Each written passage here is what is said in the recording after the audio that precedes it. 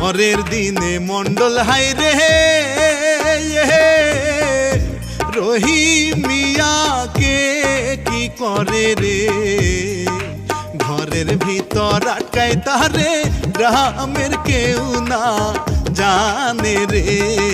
সবার কাছে বলে সে যে রহিম মারা গেছে রে।